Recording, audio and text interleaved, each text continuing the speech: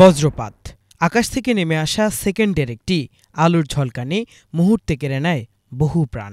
বজ্রপাত নিয়ে কাজ করা বেসরকারি সংগঠন save the society and thunderstorm awareness forum বলছে, শুধু মে মাসের প্রথম 10 দিনেই দেশে বজ্রপাতে মারা গেছেন 43 জন মানুষ।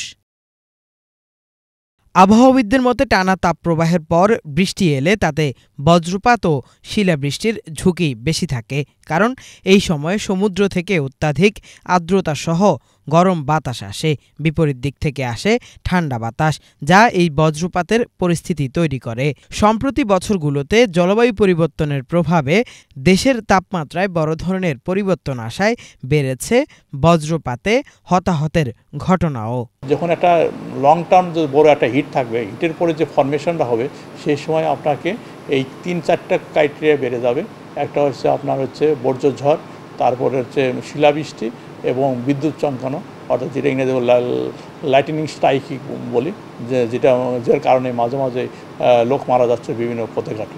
মে মাসটা অনেক ইম্পর্টেন্ট, এই সময় মাস ভিত্তিতে সবচেয়ে বেশি আপনার লাইটিংটা হয় এবং ক্ষয়ক্ষতিটা এই সময় বেশি হয়, বিশেষ করে আপনার এই লাইটিং স্ট্রাইকের কারণে। এই জন্য আমাদের এই সময় খেয়াল রাখতে হবে।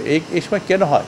এই সময় বাতাসে পর্যাপ্ত ময়েশ্চার থাকে এবং গরম ময়েশ্চার, যে বাতাসটা গরম বাতাস থাকে, এই সময় পজিটিভ চার্জ থাকে।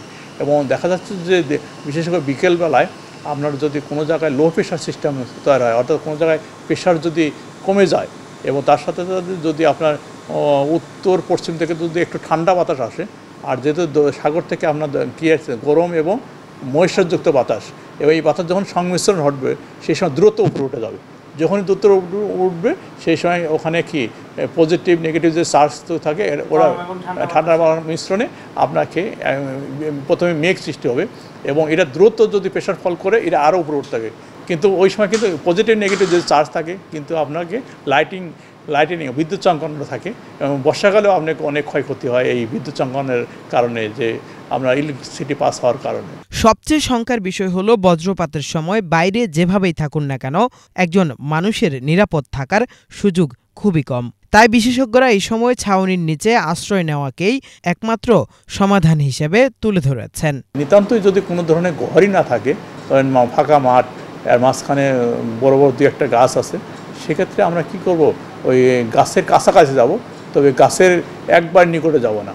কারণ হচ্ছে কি, এই বজ্রপাতটা নর্মালি পড়ে যে হাইটটা বেশি থাকে, নর্মালি মাটির ভিতরে গাছের হাইটটাই নর্মালি বেশি থাকে, তাহলে ওই উপরে যে লাইটিংটা স্ট্রাইকটা যেটা হবে ওই গাছকে টার্গেট করবে। কাছাকাছি যদি বজ্রপাতটা হয় থাকে, গাছকে প্রথমে টার্গেট করবে, ওই গাছের উপর পড়বে। এই জন্য আমরা গাছের কাছে যাব না।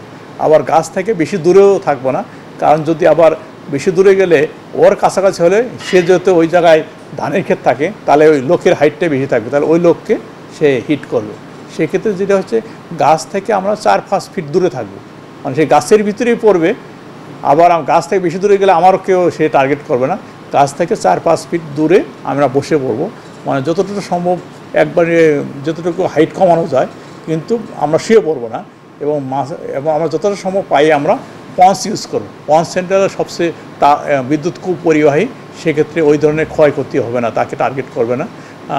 এবং যতক্ষণ না পর্যন্ত আপনার এই শব্দ এবং বিদ্যুৎ চমকানো না থামে, ততক্ষণ আমরা ওই জায়গায় চুপ করে বসে থাকবো। আর যদি আশেপাশে বাড়িঘর থাকে, তাহলে আমরা ওই বাড়িঘর চলে যাব। আসলে এক্ষেত্রে আমাদের আরও একটা জিনিস মনে রাখতে হবে, এই মেঘটা হচ্ছে স্বল্প সময়, এটা আধা ঘন্টা থেকে সর্বোচ্চ 1 ঘন্টা হতে পারে।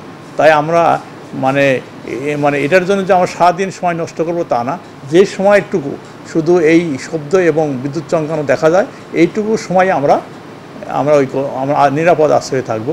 আর যদি শব্দ যদি দেখা যাচ্ছে শুনতে দেরি হচ্ছে বা বিদ্যুৎ চমকানো কমে যাচ্ছে, আর কি দূরে সরে যাচ্ছে, সেই সময় আমরা আবার আগের মতো কাজে যোগদান করব। তবে বহুতল ভবনে বজ্র নিরোধক দণ্ড লাগিয়ে নিরাপদে বৃষ্টিতে ভেজা যাবে বলেও জানান এই আবহাওয়াবিদ। বাচ্চা কাচ্চা যারা থাকে, তারা বৃষ্টি হলে নর্মালি এই সময় তার ভিজতে চায়, ছাদে ওঠে এবং দেখা যায় বেলকনিতে যায়, তারা বৃষ্টি দেখতে বা শিলাবৃষ্টি কুড়াতে যায়। এই কাজ কোনো সময় করব না। যে সময় দেখা যাচ্ছে অনর্গল লাইটিনিং হচ্ছে এবং বিদ্যুৎ চমকানো দেখা যাচ্ছে, বজ্রপাত হচ্ছে, সেই সময় যত সময় আমরা ঘরের ভিতরে অবস্থান করব নিরাপদ আশ্রয়ে। আর যে জিনিসটা শহরে দেখা যায়, অনেক বিল্ডিংয়ে বর্জ্য নিহত দণ্ড নেই, অনেক বিল্ডিংয়ে নেই। এইটা আমরা নর্মালি দেখবো যে বিল্ডিংয়ের উপরে এটা আছে কিনা, না থাকলে আমরা যথাসম্ভব এটা আমরা লাগিয়ে নেব।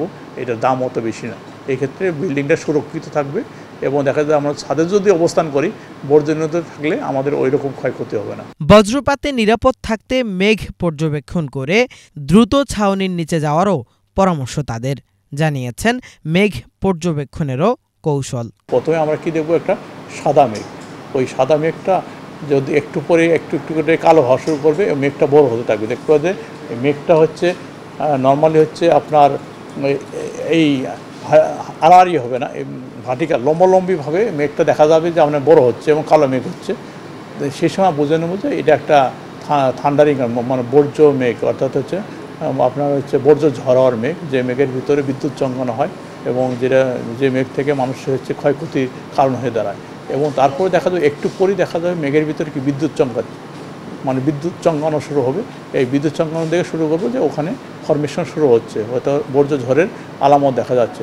এবং তারপরে যদি আমরা গ্র্যাজুয়ালি বুঝতে পারি যে এই বিদ্যুৎ চমকানোর সাথে সাথে যদি শব্দ শুনতে পাই এবং শব্দ শোনার ঘন ঘন হয়, তাহলে মনে হবে যে আমার মেঘটা আমার দিকে চলে আসতেছে।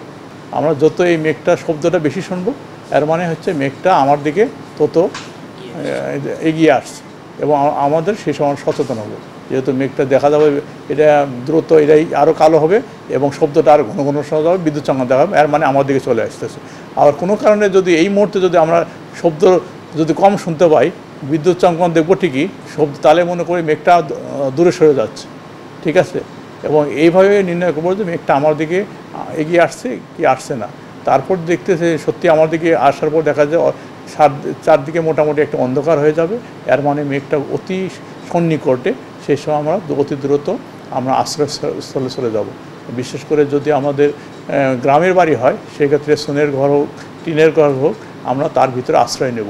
দেশে সাধারণত মার্চ থেকে সেপ্টেম্বরের মাঝামাঝি সময়ে বজ্রপাত হয়ে থাকে, তবে বজ্রপাতে হতাহতের ঘটনা সবচেয়ে বেশি ঘটে মার্চ থেকে মে মাসে। চলতি বছরেও মার্চ থেকে মে মাসের প্রথম 10 দিন পর্যন্ত বজ্রপাতে অন্তত ৮৩ জন মানুষের মৃত্যু হয়েছে, যার মধ্যে ৩৫ জনই কৃষক। কিফায়াত শাকিল, বাংলা ভিশন, ঢাকা।